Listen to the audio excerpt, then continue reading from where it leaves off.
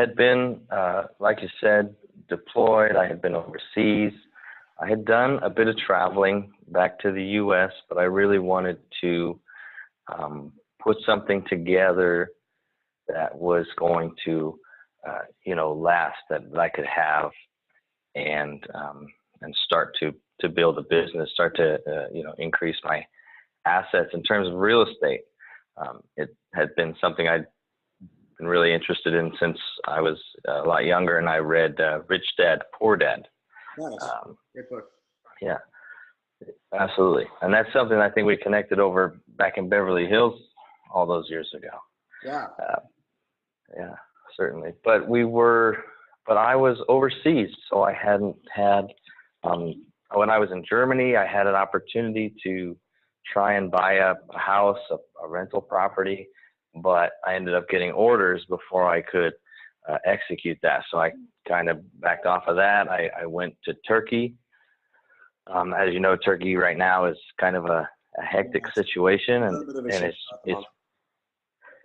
a little bit of a shitstorm. I don't know if I can say that on the internet, but I'm sure you can. Okay, great. Say whatever you like. All right. So yeah, it's crazy over there, and it was working up to this point, and it's still working up.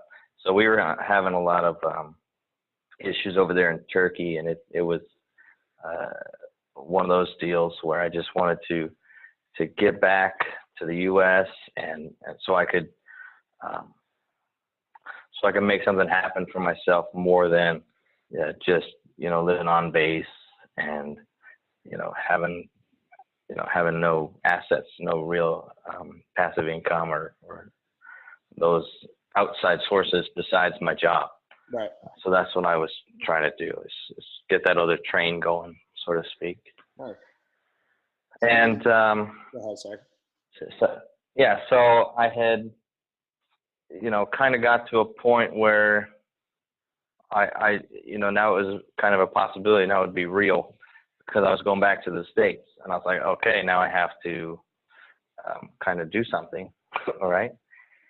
So, I saw you had posted, I think on Facebook most likely, hey, all my friends and whoever, I'm doing 30 minutes for free chit chat for whatever topic. And I thought, oh yeah, what a great resource my old buddy Brad would be. So I went ahead and I scheduled that call, and I explained, where I was and how I was kind of, I don't know if I was nervous or just didn't really have the whole picture in my head yet. I know I wanted to do something.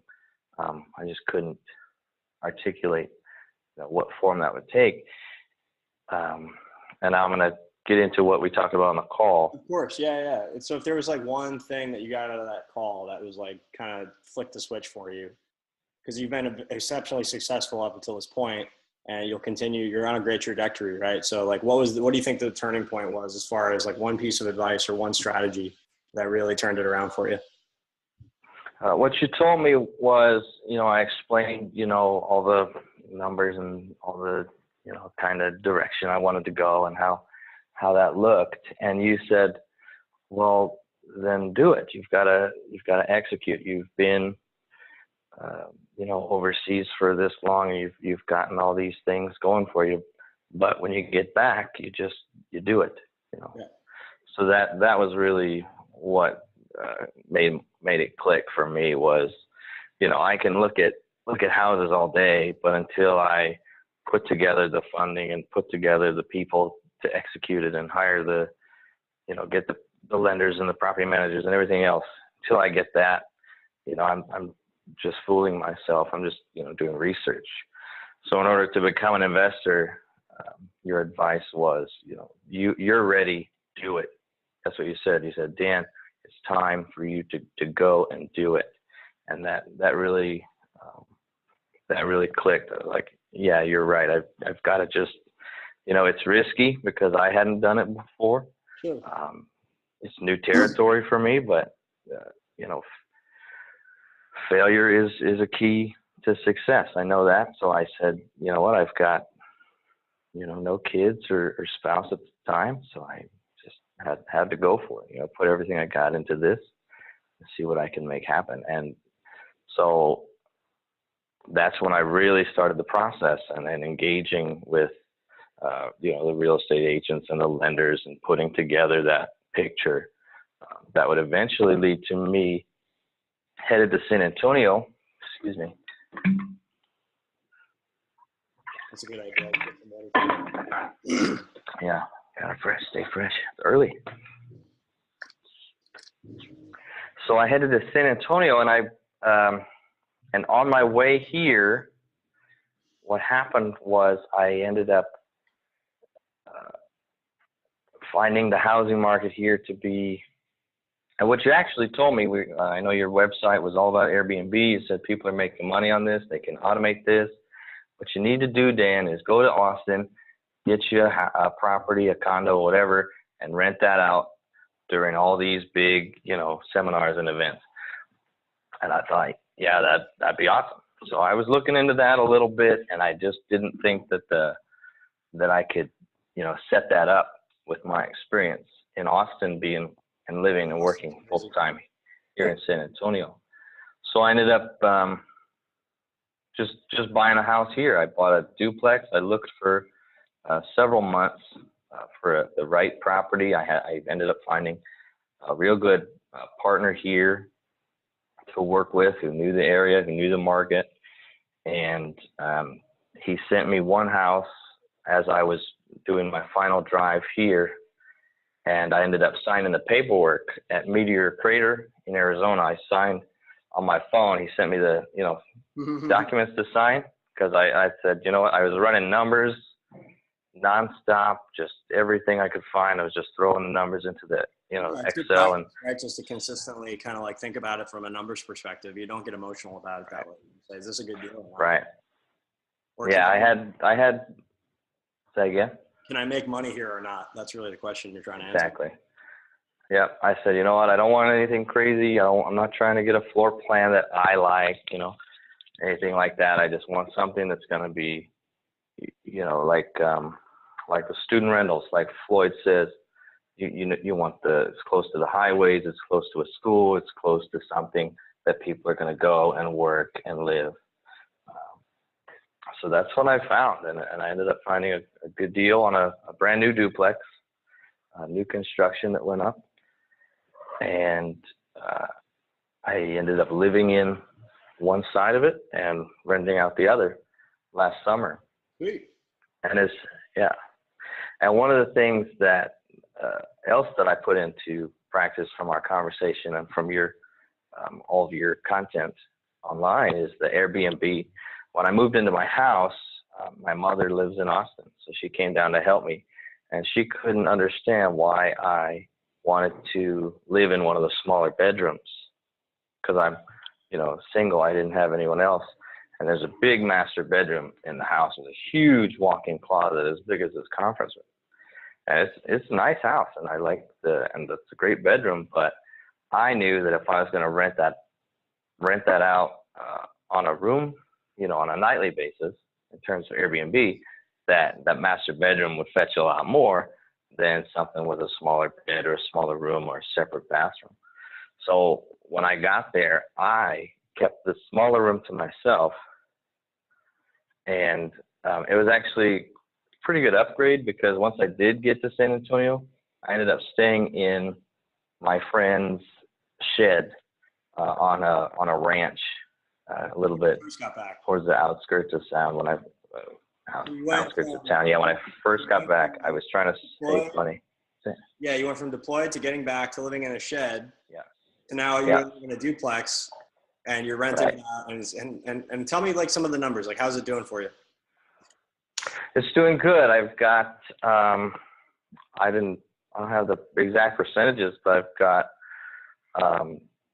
the expenses are covered by the duplex and then some, so I am making a nice little profit on that. I've got I did the Airbnb. I rented it out to and the Airbnb side with those other two bedrooms that I'm not living in makes more money than the traditional rental side. Nice. right? So So tell me like 2 to 3 times as much. It's great. yeah, it's not. Sometimes it is, on a good month if I'm doing real well, and depends on who's in there. I've got, and then eventually I transitioned to student rentals, and what I mean by student is is a school real near here where foreign military students come and learn English. Sweet. So I kind of tapped into that vein a little bit, and my Turkish really comes in handy because I've got Turkish soldiers in there now paying, $600-700 per room per person,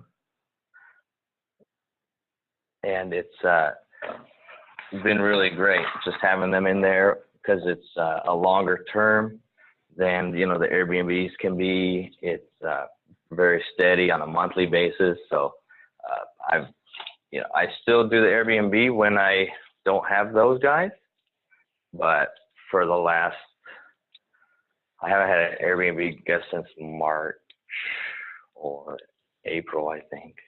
And we're in July. That's great. Yeah, so it's great, and I'm booked up through the summer. You got flexibility. You're making money on it. You're paying down the mortgage or whatever you did with it. Yep. That's awesome, man. So okay, that's great. So all right, that's great. Let me make that clear to our audience. So you went from, you're kind of like deployed, you were kind of in a rut. You're like, all right, I want to do this thing, but I'm not sure what it looks like. I'm kind of in analysis paralysis, to coming back to the States, to building up your little, real estate empire, so to speak, right? You got your cool duplex, you got your job, you got this, you got that. Like, how does that feel? How far you've come, right? Because I think people at home, they see like this trepidation at looking at the future, and it gives them pain. Mm-hmm. Instead of like what they should be looking at is how far they've come. And I think that's a really important thing to understand. It's a good distinction to make. Absolutely. That's a great point. And for anyone who's watching this, you just have to know that tomorrow is only going to be better if what you do today makes it better. Right. If you take those steps, if you execute, just like our call 18 or so months ago, more now, I think. You have to. You're wherever you're at. That's where you are, and that's where you have to. That's your jumping off point. If you don't jump off from right now, then where are you gonna? How long are you gonna wait? And you really the longer you wait. Yeah, and you really can't connect the dots looking forward. You can only connect them looking back. Like, you can only tie your success now to what you know in the past, but you couldn't at that time really take, a good look and say what it's going to look like and all the stuff and what you're going to learn. And I'm sure there were hiccups along the way you had to figure out. And people get so nervous about it, they don't take action, when action is the only thing that will ever get you a result. Like, period. Really, at the end of the day, like, action is the only thing. Can you think of anything else in this world besides action that actually gets results? Nothing Awesome. at all. So, if you take action, if you're flexible, if you're willing to make adjustments on the way, then you can definitely get something different, get something going. If you want to make a change, if you want, whatever it is, you just have to step out there. I couldn't have foreseen this happening. Back when we talked last time, I knew I wanted, something, but I didn't know that it would be this, and I'm really glad it is what it is. I've got, that social network, being those foreign, people come to my house and they love it, and they send me, they leave me a little present on their way out, and it's a lot of fun. It's a lot of fun meeting people. So we talked about kind of some of the business results, but tell me about some of the personal transformations that have happened as a result of all this. What has changed in your life? Yeah. For me, I've gotten a lot more,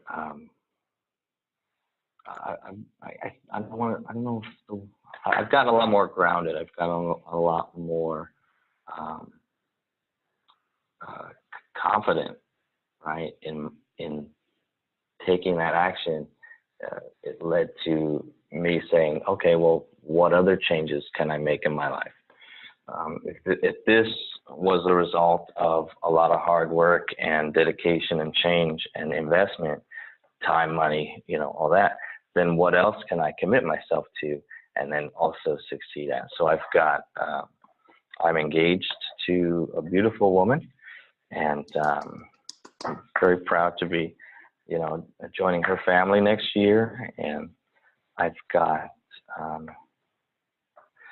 some other opportunities coming up career-wise, outside of the real estate thing that I'm real excited about, and I'm ready to go ahead and execute if possible. I've putting something together in the military to hopefully, because I am right now active duty enlisted, but I finished my degree. Oh yeah, that was the other thing. I just finished my bachelor's degree. Wow. Thank you very much. And yeah. And it was, and I got 4.0 my last 3 terms on the president's list. I'm real proud of that. I'm happy to report that success, and it's all, just building on that confidence on, can I get an A in this class this semester is the same as, can I buy this house? If I buy it, will somebody rent it? Will somebody want to live in it? I just keep running the numbers, and it keeps coming up. Yes, the numbers look good. Do it, right? Don't let, if you've got good numbers, then why wait? Yeah. Right. So, and that reminds me of that's kind of, it's like be flexible in your expectations and rigid in your rules, right? So your rules are, if the numbers are such, cool, it doesn't need to look right. It doesn't need to like, you don't have to trust your emotions so much if the numbers make sense, right? And it's nice to trust your gut, but at the end of the day, most people trust their gut all the way to the grave. They never take real action, because it's both, right? You need both. You need to be trusting your gut, and you need to be putting hard numbers on paper, and you need to be making enough decisions over time where, the good ones will work out well enough to override the bad ones, because you're going to make bad decisions in hindsight. Yeah. Right? It's just life, right? But if you can consistently make enough decisions to overweigh the bad ones, it's like planting the orchard I talk about. It's like an orchard is not one tree, it's 1,000 trees, because you have no earthly idea which ones are going to thrive and which ones are going to die. But ultimately, the orchard will survive if you continue to plant good trees and water them and nurture them. All right, cool, man. So absolutely. Are you still? Yeah, and on that point, I just want to say, I remember back when I signed the documents committing to the house, I wasn't nervous until that point, and then my gut just kind of told me, what are you doing? What are you getting yourself into? And I was already, I had already committed myself by everything else. And I relaxed eventually and got things done. I furnished the house. I found a tenant. I advertised on Airbnb. When I first put the ad up on Airbnb, the room was not ready. Yeah. The room was far from ready. It was full of stuff because they had just dropped off a truckload of stuff that I had in my room in Turkey at my front door, and they had put it up, and I had them put it in that room because it'll be out of the way. So I put it out there, and I remember I put it up for free. There was flooding in Texas, and they said, hey, Airbnb hosts, we're trying to help people. If you're willing to put it up for $0. I said, yeah, I'd love to help someone who's maybe has been out, put out of their home because of flooding. I remember that flood. It was pretty gnarly. Yeah, it was awful last year. The rain just would not stop. But what ended up happening was, I don't think at that time, I don't know about disaster relief now, but they weren't matching that type of thing. So what I later realized was my room was just out there for $0 for anyone to click on. And I didn't realize it until a few people had, booked. And I said, well, if that's what it says it is, then yeah, come on over. $0. Yeah. I can't go back on that. If that's what I'm advertising, then that's what I'll commit to. So the first couple of weekends I gave away for nothing. And somebody called me, they're like, is the room available tonight? And I said, yeah, come on over. And I rushed home from work and I got all that stuff and I just, cleaned the room out real quick. And I do all that myself, all the cleaning, and the key transfers are easy because I used to have a lockbox on the front. but now I'm doing the electronic keypad, so I can lock and unlock the door from my phone. I can give you a number, you can type it right in the door, and you're in. Which one do you use, the August or the smart lock? Which one do you use? It's a smart lock, but it's part of a home security package that I have with AT&T Digital Life. Right on, brother. That's awesome. And that's a great. So I can see when people come in, I can see who's in the driveway. Yeah, that's great. All right, cool. So just to kind of bring it home, are you still experiencing the trepidation or the feeling of analysis paralysis that you were before? Or what are you experiencing now day to day compared to what you were at before? Day to day, I'm definitely not experiencing anything like the level of analysis paralysis that I was, where I'm just going over and over the numbers and not wanting to reach out, not wanting to make that call, not wanting to spend that money or put myself out there. So what I've got now is just a can-do attitude. I mean, I don't know if that sounds cliche, but I'm, just taking things in, and if it sounds like it might be a good fit, I'm willing to pursue it until, it doesn't work or we get, find success. Awesome, man. So not only did you go from being in a place of analysis paralysis, not having a ton of resources, not having a ton of connections, you're in a new place relatively, to now you have this home, you've got this duplex, you've got this business, you're helping the community, you're serving people in a new way, not, and thank you for your service overseas, but at home is like, it really kind of touches, you can change people's life overseas, and it's like, okay, cool, but you're always disconnected from that. But when it's like somebody in your neighborhood or somebody in your family, it's like an entirely different experience. So have you also seen the ripple effects from this action in your life helping other people in your life? Have other people been either inspired or informed by your journey as well? I would say yes, absolutely. There's been people, one guy I mentioned to you earlier, who is a real young guy, real ambitious, real excited. And I see a lot of, kind of my younger self in him. And I just encourage him every day. I say, what you're doing is great. Make sure that you execute. Put your money where your mouth is. I tell him, if you want to have a successful business, you're going to have to give up a lot of sleep. I said it takes time, and you got to just commit, learn as much as you can, and be willing to lose sleep over it, because be willing to lose sleep, be willing to lose money, be willing to make those risks personally and in your life. I would never advocate, taking food out of your kid's mouth, but yesterday I was reading a blog and someone or a forum, and they're talking about whether or not, they want to invest in a house, and if they're going to use cash or if they're going to leverage, things like that. And they said, I just lose sleep if I'm not 100% sure I can pay the mortgage. And that thought never occurred to me. Maybe that's just who I am, but I'm happy to pay the mortgage, but it's not something that I'm that emotionally invested in. Being able that if I thought your self-worth. Absolutely. Right? That doesn't, Absolutely. whether or not you can pay for something or whether or not you have money is not tied to who you are as a person. Right. Right. And I tell my fiance I'm happy with less. Like there's a difference between being broke and being poor. Poor is a mindset. Right. Broke is just a temporary financial condition, right? It's a resource. It's a lack of current resources. But resourcefulness, on the other hand, is a mindset. And resourcefulness is ultimately all that matters. Because you can tap into that abundance and flow around you, then you can have anything you need.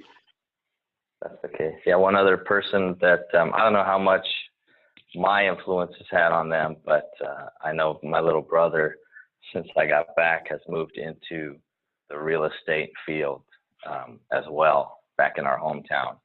And he is rocking and rolling there. Your little brother's into it too. That's awesome, man. My little brother's into it. Yeah, he's not investing the ways that I am right now, but he went the other way. He's a licensed agent now, so he's got the buying and selling and fixing them up and working with clients. And I'm sure that, as soon as that gets rolling for him, he'll be putting his own, dollars down and building his net worth and his portfolio as well.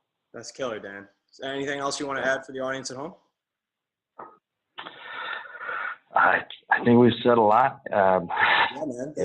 This is a great recap of everything that's gone down. It's been awesome. Like this really, this is why I do what I do. Like, this is why I take the time to reach out to people, to encourage people, to coach people, mastermind with people, like to get them the resources they need. Because you just don't know what the ripple effects will be ultimately, and how many lives you're going to touch as a result. And we've talked about not only the results in your life, but in your family's life, but in the community, across the world. I mean, for fuck's sake, like your little brother, everybody is now better off because you made a decision to step up instead of shrink, right? To grow instead of cave, Absolutely. If you're open to it, I've got one guest that's actually been coming back and coming back and coming back over and over and over. And I've got one guest that stayed with us once for a few weeks a year ago, and she just moved. She just was traveling back through San Antonio. I didn't have any availability for her, but we met up a couple times, and she took my family to dinner, and we went out to hang out. And I've just my relationships are better because of my commitment to myself and my willingness to trust myself and to perform those things. And I've got people in Turkey that I still keep in touch with, or in Yemen, or people that have come through and they've touched my life, and they insist that they're so grateful to me, but I'm grateful to them for letting me, for putting their trust in me, to come to my home and to spend time with us and me and my family. And of course, thank you for your time and for being willing to coach people and for being willing to be that encouragement. You were on the others, the way I really felt was you're a thorn in my side. Brad said to go do it. I'm not gonna sit on my hands. I've got to go do it. Yeah, well, did it work out for you or not? I mean, come on. It worked. You gotta be paying somebody. It worked out for the greater good, right? That's awesome, man. Well, yeah. I'm gonna end it there. Thank you so much for sharing your testimonial. If you guys are watching this and you're interested in doing something similar to Dan, you can check out our Airbnb guide. You can check out all the content I make for Marbles. I'm making new videos all the time. I'm even doing some daily vlogs now. Reach out if you need mastermind help, coaching, whatever you need. Good to go.